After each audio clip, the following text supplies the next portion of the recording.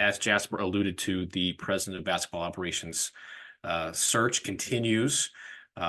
One of the names that I think we're all in favor of would be Tim Connelly from the Minnesota Timberwolves, and the Wolves could be eliminated tonight. For those of you listening would already know exactly what happened. But if he is eliminated along with the Timberwolves, the Pistons would and should be moving very quickly to open up the wallet and pretty much give Connolly whatever he would want if he were interested in coming over.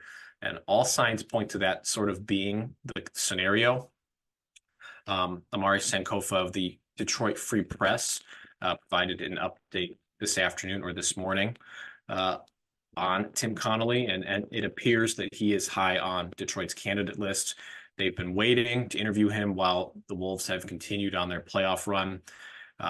He had mentioned that the clock may run out, quote unquote, on Connelly as the Pistons look to conclude their search within the next week or so. Of course, that's all dependent on the Wolves advancing past the Nuggets and getting into the Western Conference Finals, which they're currently down 3-2. Again, all of you listening are already going to know exactly what happens, but that's sort of the reason why it's taken so long. So kind of gets into where we were with coaches last year, where we kept waiting and waiting and waiting for who the head coach is going to be. The Pistons have a track record of doing this, but should the Pistons delay making a president basketball operations hire until they get a chance to interview Tim Connelly? Because to me, the answer is a resounding, of course. Yeah, I agree 100%. I don't understand. You look at where Minnesota's at in the playoffs. Like you said, by the time we're done recording this podcast, by the time it's up and available for people to listen, the Timberwolves very well could be out of the playoffs. Down 3-2 to Denver. Denver's rolling. And if you can't wait another week to see what happens, you just have to get through the weekend even to see if Minnesota's got another series or two ahead of them. So I would absolutely be waiting to see if you can talk to Tim Connelly. And here's the thing, though, with that, right? You still have to get that permission. They waited for John Horst, and the Bucks turned him down. The Bucks did not give him permission to talk to John Horst. So you're looking at a situation where that could happen again. But at the same time, does waiting a week or two, does that take Dennis Lindsey off the board? Does that take Trajan Langdon off the board? Does that take any of these guys really off the board? I don't think so. And you know what? I think Tim Connelly has the resume that says he's worth the wait to see if you get to talk to him and to see if you're going to be able to open up the checkbook to get him. And look, it sounds like there's interest on both sides. It doesn't sound like this is a one-sided thing. So hopefully the Pistons will make the decision to wait. And if things work out that they get to talk to Tim Connelly, that's the guy that the Pistons should certainly be going after the hardest. He has the track record. He's proven it, not just on one team, but on two teams. And if he has an interest in coming to Detroit with the way that he's built teams before around homegrown drafted stars, drafted young players, that's the guy that I would be writing the biggest check for from Tom Gores and the Detroit Pistons. Tim Connelly makes all the sense in the world. Yeah. Look, if the Timberwolves lose tonight, you know who they'll lose to? Another team that Tim Connelly put most of the effort into building. Like that's what you're talking about here. Probably the two most impressive teams in the playoffs so far are Tim Connelly built teams. So yeah, am I willing to wait an extra couple days? Sure. You didn't make the hire before the playoffs. You didn't make the hire before the lottery. Genuinely, like a couple extra days, I'm willing to wait. I think Tim Connelly is, like you said, Aaron, he's the type of executive that is worth really shelling out the big bucks for. He has a track record, not just with one team, not just with one organization, but two. And that is very, very rare to find in today's NBA. Like, look around the league.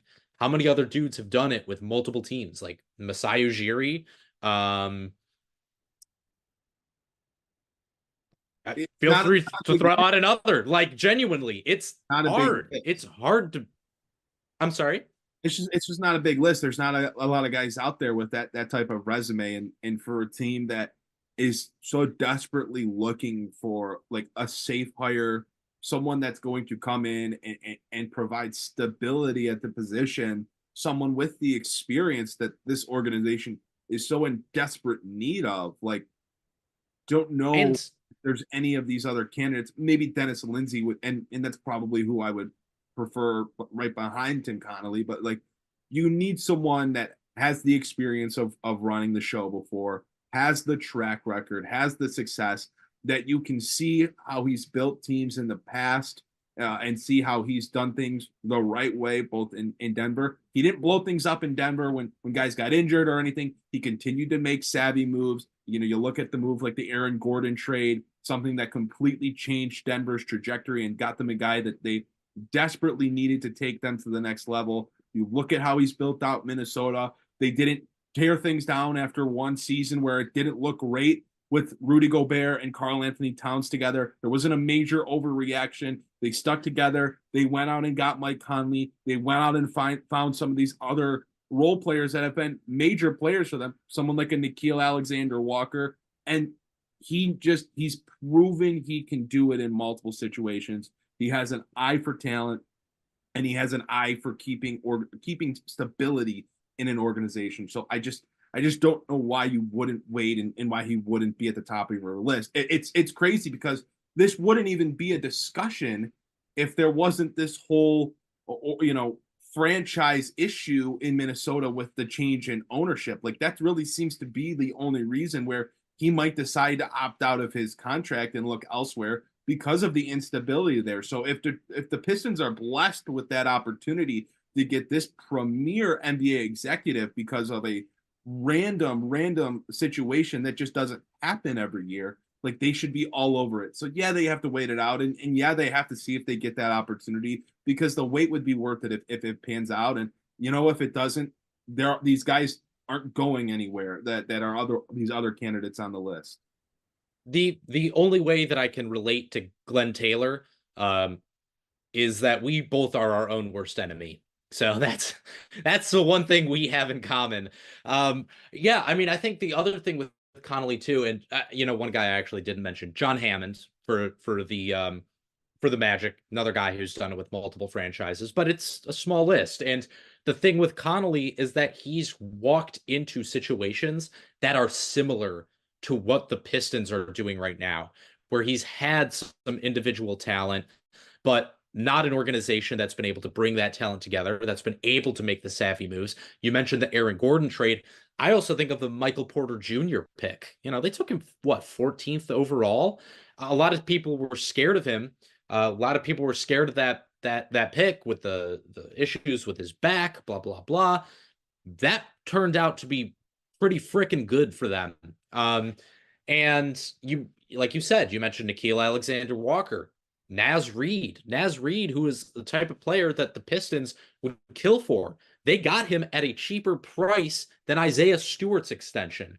So he just won Sixth Man of the Year. Like, Nickeil Alexander-Walker has turned into one of the best perimeter defenders in the NBA.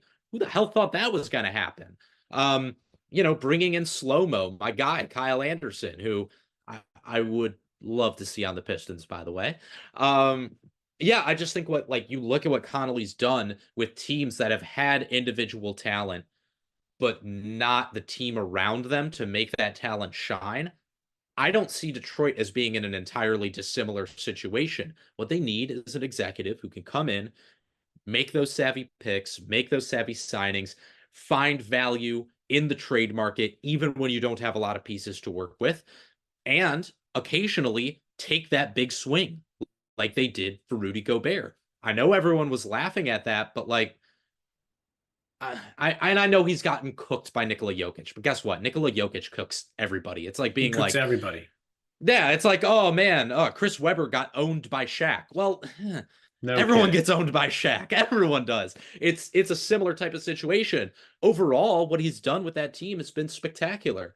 And look, who picked Nikola Jokic? Tim Connelly. So for me, when I'm looking at what the Pistons need, you have to hit a home run. You absolutely have to hit a home run.